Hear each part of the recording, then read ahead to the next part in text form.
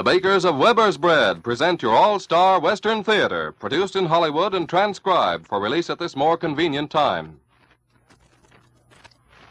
Drifting along, singing a song under a western moon.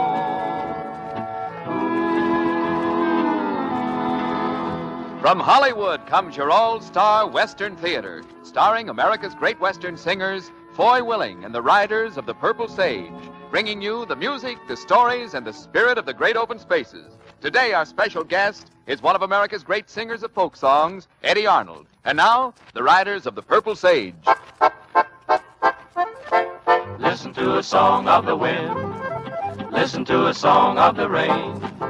Listen to a song of the sagebrush calling to me again. Me and my pony are free, singing a song of the sage. We never care where we be. We never work for a wage. We live a life of leisure here on the desert drive. We never search for a treasure we want nothing gold can buy. We lose the cares of our age, singing a song of the sage, singing a song of the sage. Hello, friends. We're mighty glad to have Eddie Arnold back for another appearance on All-Star Western Theater, and we know you are, too. Now, the boys and I have a song you've asked us to sing again and again these past months, and it's one we enjoy singing, too, so thanks for asking. Little White House with You Inside.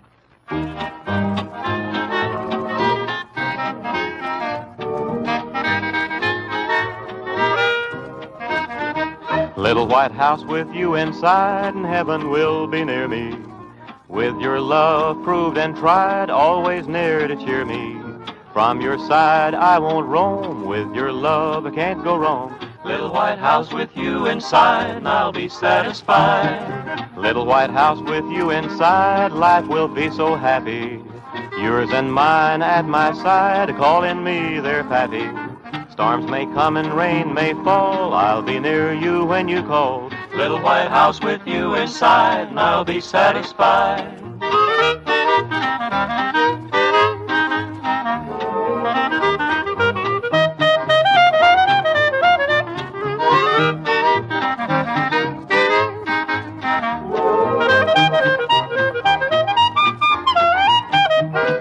Little white house with you inside, and I'll bring home the money. You're the queen and my bride, I'll always call you honey. You love me and I love you, love like ours will be true. Little white house with you inside, and I'll be satisfied.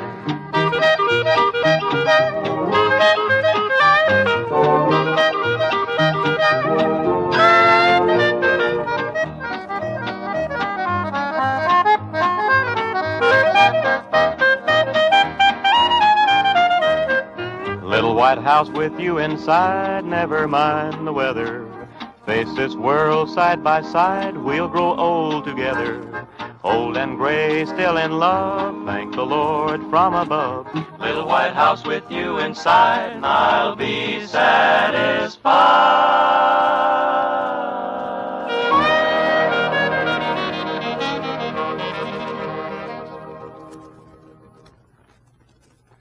Well, take a little breather, boys, and line up your music for another song while I fill in with a few words about good Weber's bread. Folks, we know there's more Weber's bread sold in Southern California than any other bread. So we know most of you serve and enjoy Weber's bread every day. But you other folks who haven't yet shaken hands with a big soft loaf in the bright blue gingham wrapper, Weber's bread, now you really should get acquainted soon with Weber's fresh, new-baked bread flavor. Until you do, you're missing something. Something downright good that gives you a banquet appetite, even at ordinary meals. Now, Weber's bread is out of the ordinary bread. People tell us so. Who knows, probably you'll say so, too, soon as you try a loaf. Remember, it's Weber's bread. Buy a loaf soon and treat the family.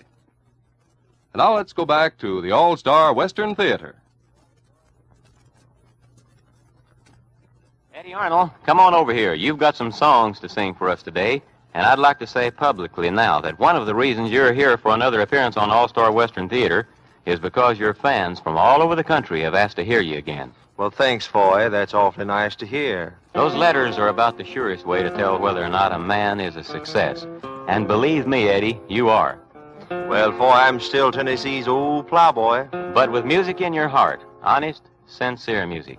What's your first song going to be, Eddie? A little love ballad that's popular right now, To My Sorrow.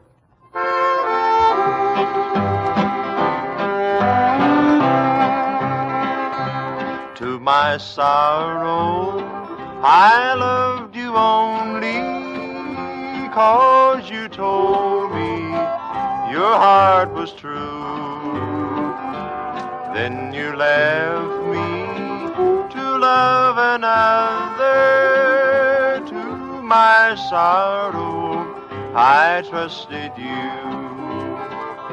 Only time can heal this longing in my heart, dear, and somebody else may help me to forget. I should hate you for all these heartaches, but to my sorrow, I love you yet. To my sorrow, you made a vow, dear, and you promised to never go. Now your promise and vows are broken. Why I love you, I'll never know. Maybe someday when your hair has turned to silver, you'll be sorry that you said we had to part. Though I'm smiling, inside I'm crying, 'cause to my sorrow, you're in my heart. Well, it's time now for Foy Willing and the Riders of the Purple Sage to tell us another of their adventures in the West. This week, they've called their story Buried Treasure.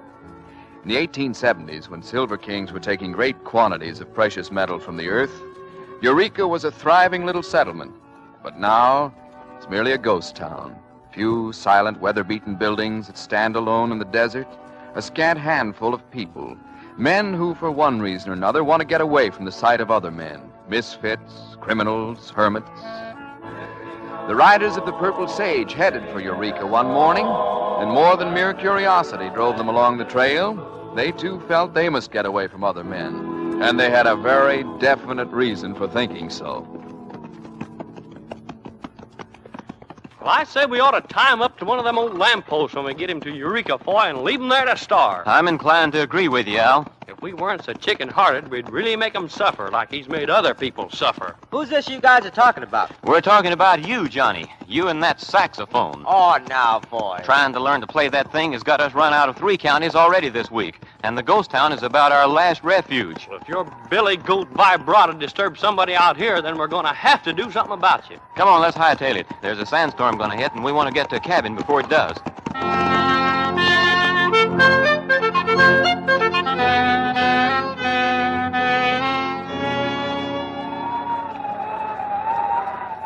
Sure glad there's some extra cabins so we got a place to keep the horses. Really bad. Oh, can't hardly breathe.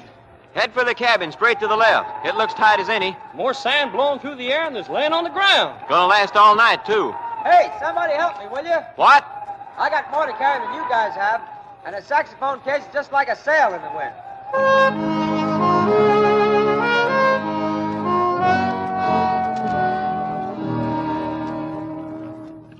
You guys are just jealous, that's all.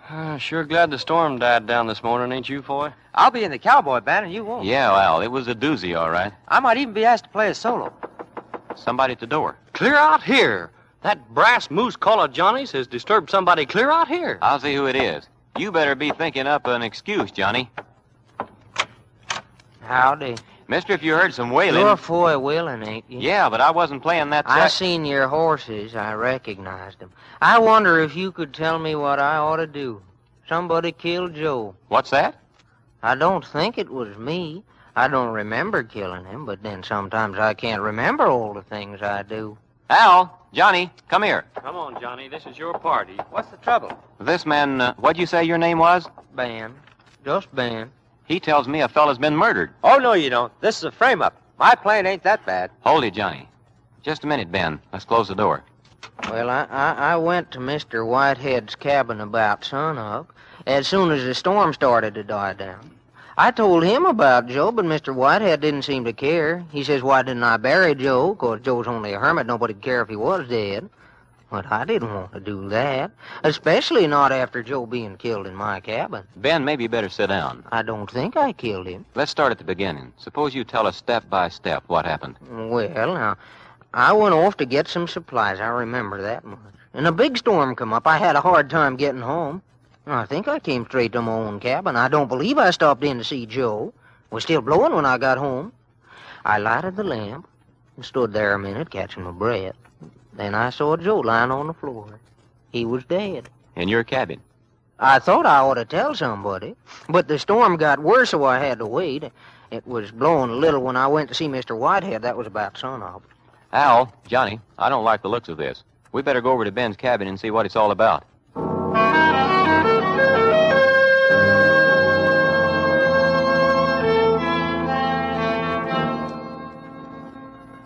That's my cabin over there.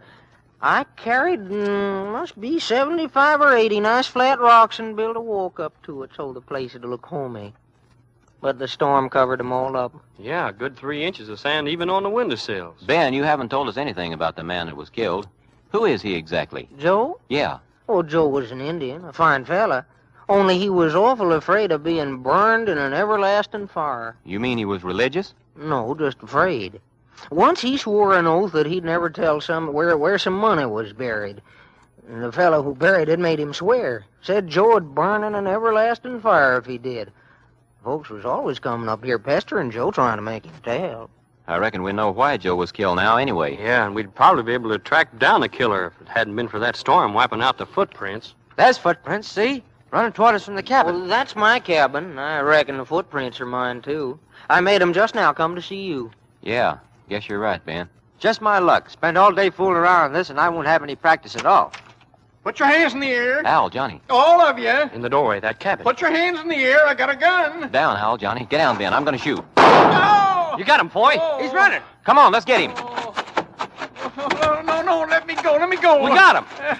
I didn't know you were sheriff's men. There's been a murder here. You were strangers. I thought you might have killed him. You got him in the arm when you shot, Foy. You were strangers. I didn't They were know. with me, Mr. Whitehead. You know I wouldn't be with criminals. So you're Mr. Whitehead. You're the man who told Ben to bury Joe instead of reporting the murder. No. What I said was, we mustn't bury him until we do report the murder. Isn't that what I said, Ben? Huh? Well, no, I ain't sure. I thought that... Al, you and Johnny look after Whitehead's arm. Only a flesh wound, but it may need cleaning. I'll take Ben and have a look at the cabin. Yeah, and while we're fixing the arm, we'll ask Mr. Whitehead a few questions. A man who's always ready to use a gun usually knows a few things as far as killings are concerned.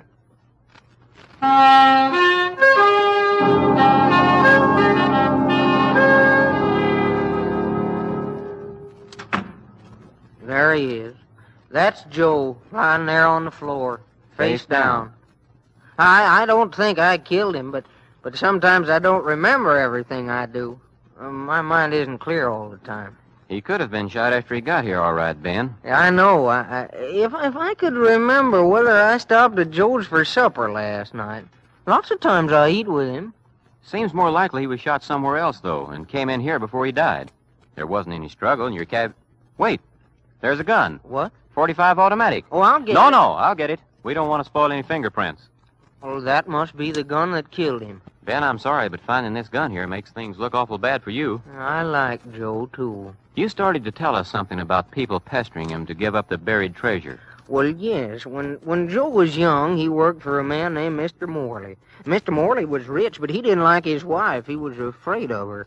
So one night, he and Joe took all the money. They buried it. He made Joe swear never to tell what they'd done with it. Told Joe he'd burn in an everlasting fire if he ever broke his word. Who's been pestering Joe? Mr. Morley's daughter. Her name's Barbara. Let me see. Her last name is Thompson now. She's married.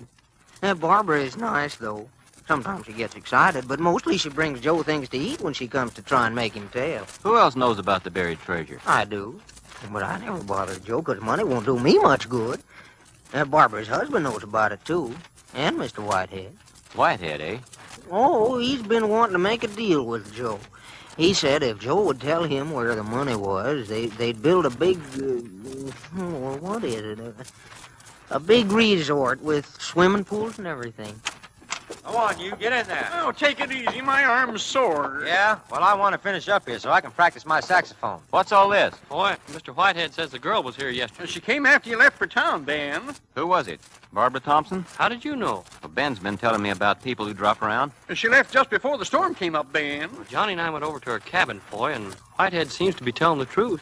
There's ashes in the stove, and they're still warm. Stuff is all piled up like she meant to make a quick getaway. Something must have scared her, made her run out before she had a chance to load the things in her car. I'm sure that's it. You have opinions on almost everything, don't you, Mr. Whitehead? Only trying to help. I studied law, so I know something of solving crimes. Oh, you found the murder weapon? How do you know this is a murder weapon? Why, shortly after Ben left this morning, I walked over to see if there was any truth in what he said about a murder. I rather thought he was having another hallucination, and I wanted to check. Well, the gun was on the floor then. And that's how I happened to accuse you. Just seen the body and jumped to the conclusions you were the killers. Perfectly natural reaction. Al, suppose we go back to the girl's cabin. I'd like to see if we can find her town address. We already got her address, boy. Johnny found it when we were going through her stuff. She lived just this side of town. Good. We'll have to ride in and report the murder anyhow, so we'll stop and see her on the way. Well, what about these two? Mr. Whitehead, you'll want a doctor to have a look at your arm, and I'm sure Ben wouldn't care to stay out here alone under the circumstances. So we'll take both of you along.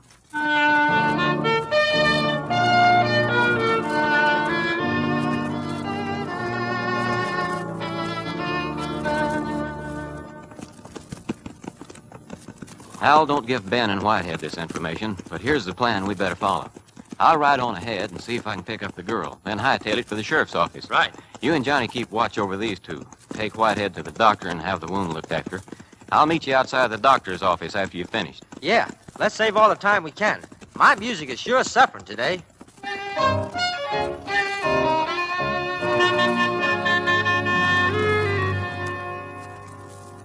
Where's Ben and Whitehead, Al? Up in the doctor's office. I thought there'd be less chance of them getting away if I had Johnny guard them there and I stayed at the door here.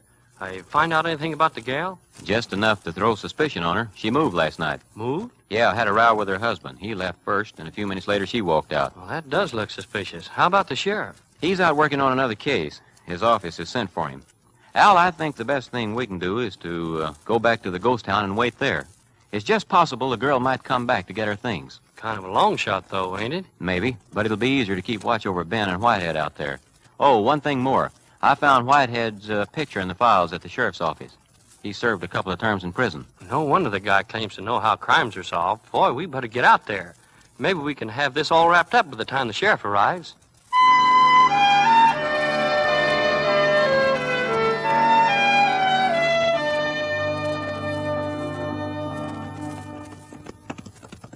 You know this is illegal, don't you? You know you haven't any right to hold Ben and me. We're not holding you, Mr. Whitehead. We're merely escorting you back to where you live. Maybe we are holding him, Al. Maybe we got a right to hold a man who pulls a gun on us. A whole day's almost gone. All right, let's tie up here. You'll pay for this. I know something about the law, too. We know you do, Mr. Whitehead. I found you did when I was at the sheriff's office. Well, there she is. There's Barbara Thompson. Where, Ben? Right there, beyond them buildings. She's digging for us. She's digging in the ground. Johnny, put a gun on these two. Watch Whitehead particularly. Al, come on, we'll get the girl. She must know where the treasure was buried. And if she knows, she must have found out from Joe before he was killed.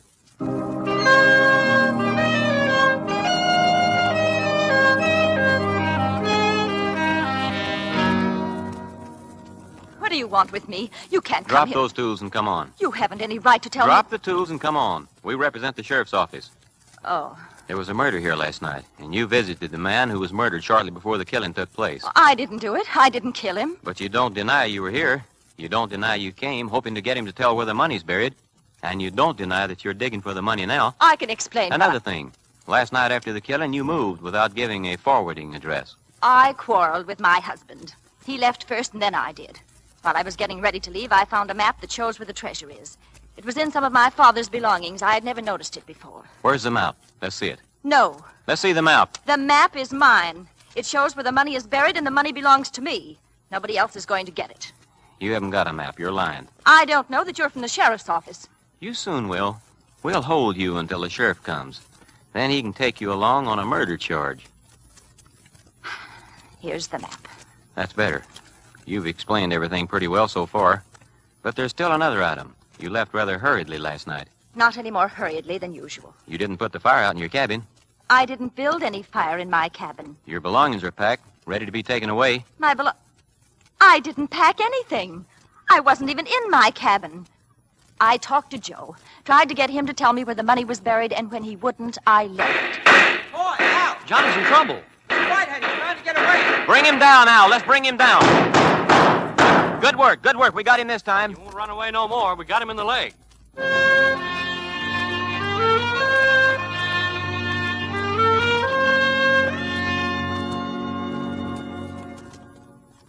All right, Barbara, you and Ben can go as far as we're concerned. But you better let us know where you can be reached. The sheriff may want to talk with you. Oh, thank you, Foy. I'm so glad you've decided I'm not a murderess. What about me? What are you going to do about me? We're holding you on a charge of murder, Mr. Whitehead. Well, you can't prove I killed anybody. You've already confessed. When you came into the cabin this morning, you identified the automatic I was holding as a murder weapon. But I explained. Your explanation was your confession. You said you went into Ben's cabin earlier while Ben was away looking for us.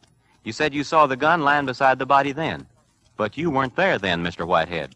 You couldn't have been there this morning, or we'd have seen your footprints leading to the door. But my footprints... The only footprints were Ben's, and they led away from the cabin. What really happened was that you shot Joe during the storm. After he had staggered into Ben's cabin, you followed, threw the gun in on the floor beside him, so Ben would be blamed for the killing. All that happened during the storm, and the storm covered your footprints. You killed Joe. Well, thank goodness that's settled. Now maybe I can go back and do some practicing. Oh, hadn't you ought to wait until after the sheriff takes Mr. Whitehead away, Johnny? Don't you think hanging is enough punishment for Mr. Whitehead? He hadn't ought to be tortured, too.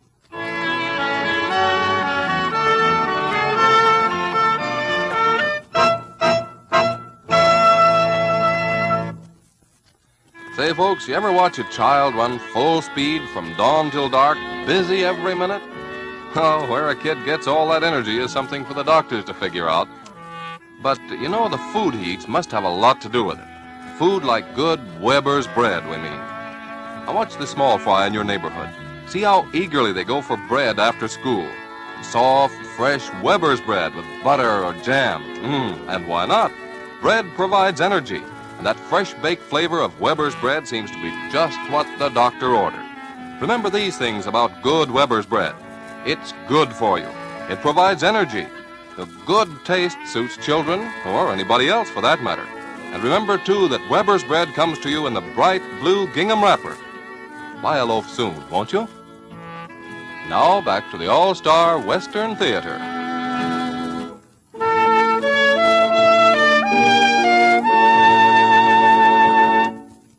Now, the riders of the Purple Sage and the spirited gay ranchero.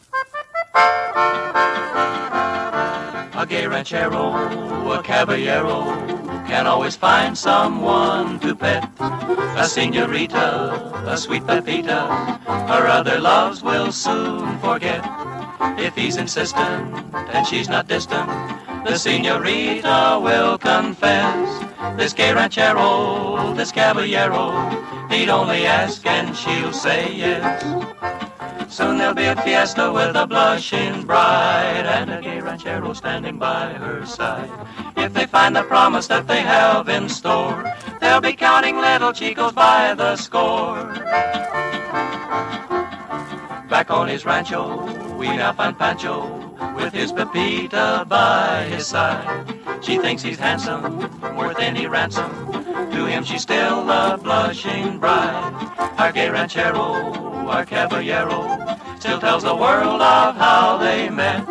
This gay ranchero, this caballero, says he has nothing to regret. Now to end the story that I once was told, here's a little secret that I must unfold. For they found the promise that they had in store. Now they're really counting chicos by the score. Que ranchero, caballero, says that he has nothing to regret. Now a song that carries with it the real spirit and traditions of the West. Eddie Arnold joins the Riders of the Purple Sage, and we hear, I'll hold you in my heart until I can hold you in my arms.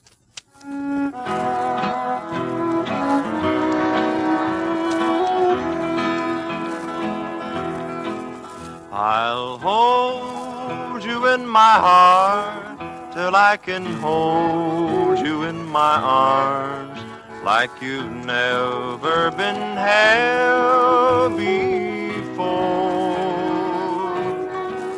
I'll think of you each day, and then I'll dream the night away till you are in my arms once more. The stars up in the sky know the reason why I feel so blue when I'm away from you. I'll hold you in my heart till I can hold you in my arms. So darling, please wait for me. I'll hold you in my heart till I can hold you in my arms like you've never been held before. I'll think of you each day, and then I'll dream the night away till you are in my arms once more. The stars up in the sky know the reason why I feel so blue when I'm away from you. I'll hold you in my heart till I can hold you in my arms. So darling, please wait for me.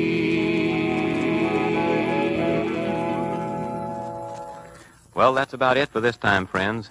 Eddie Arnold, thanks for coming over again. And thanks to Ralston Purina Company for their permission.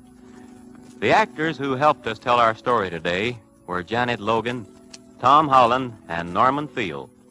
This is Foy Willing speaking for Al Sloey, Scotty Harrell, and Johnny Paul, the Riders of the Purple Sage, saying so long and good luck to all of you. Drifting along, singing a song under a western moon.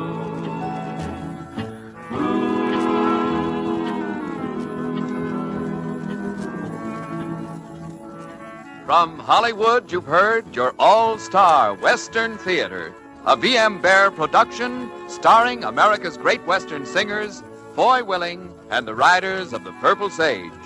The script was by Ray Wilson and direction by Scott Farnworth. This is Terry O'Sullivan speaking.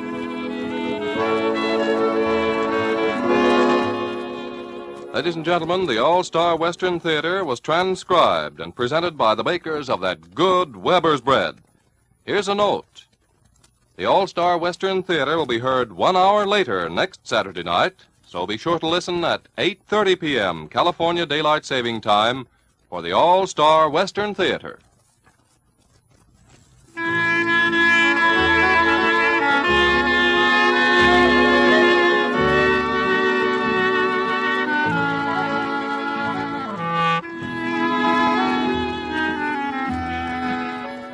This is the Mutual Don Lee Broadcasting System. KHJ, the Don Lee Station, Los Angeles.